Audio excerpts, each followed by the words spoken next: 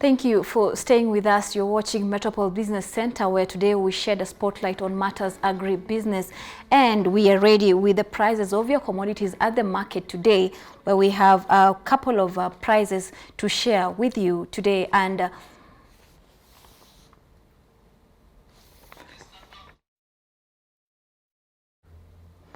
we start with tomatoes, where a 64 kg of tomatoes in Nairobi is trading at 1,800 shillings. This same crate of tomatoes in Nakuru is currently trading at 2,000 shillings. This price change in Nakuru is from 1,500 shillings that then went high to 2,000 shillings. So currently in Nakuru, the price of a 64 kg of tomatoes is 2,000 shillings, and in Nairobi is 1,800 shillings. That 200 shillings difference right there.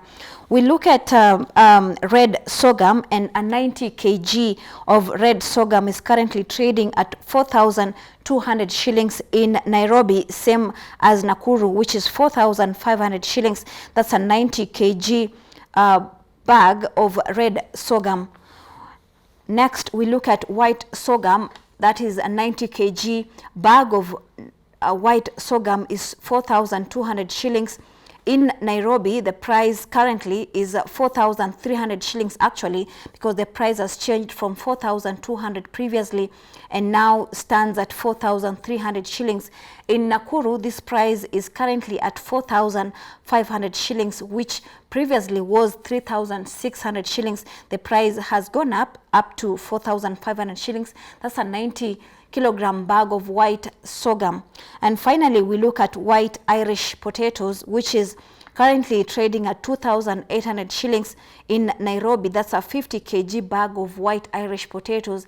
And in Nakuru is 2,100 shillings. That's a 50 kg bag of white Irish potatoes, currently at 2,100 shillings in Nakuru and 2,800 shillings in Nairobi. So as you're planning to do that purchase, be sure to spend approximately around that amount of money in buying this produce, or rather these commodities in the market in Nakuru or Nairobi.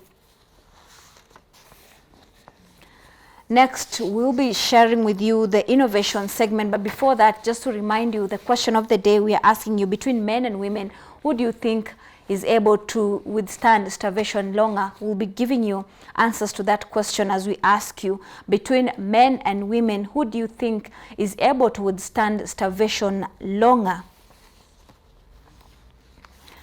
We look at the innovation segment when it comes to matters food, and in this segment, we look at some of the innovations in the food technology. It's no doubt that the 21st century has provided us with better experience and relationships with food, owing to the technological advancement that has been developed over the years. The use of refrigerators, ovens, blenders, juicers, and microwave has given people the liberty to experiment and experience food in a different way.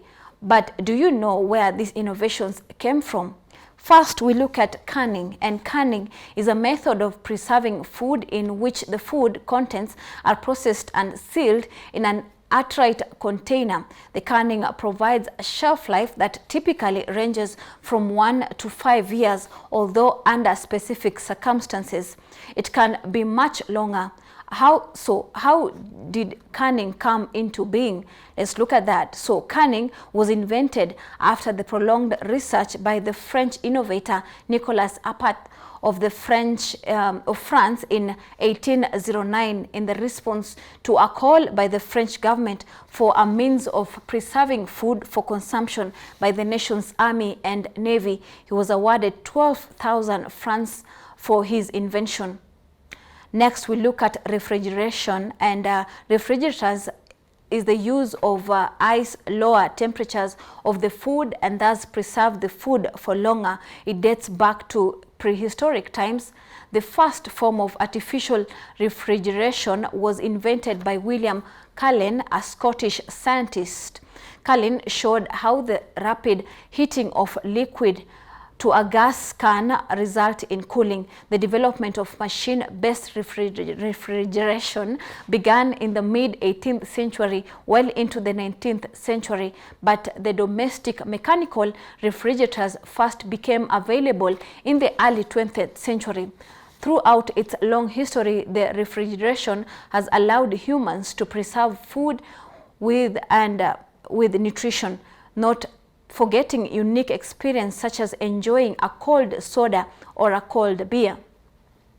Next, we look at baking, and this is a food cooking method that employs the prolonged dry heat to cook food.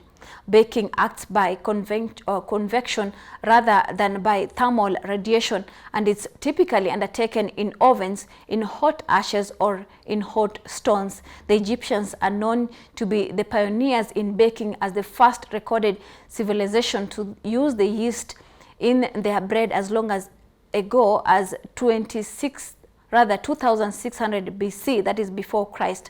Then there was the Roman Empire Bakers Guild, established around the 168 BC. These are just some of the many food technological advancements that we enjoy now. And now this leads us to the question of the day that we ask you in this question: between men and women, who do you think is able to withstand starvation longer? We'll be giving you these answers and sampling some of your answers to this question at the tail end of this show.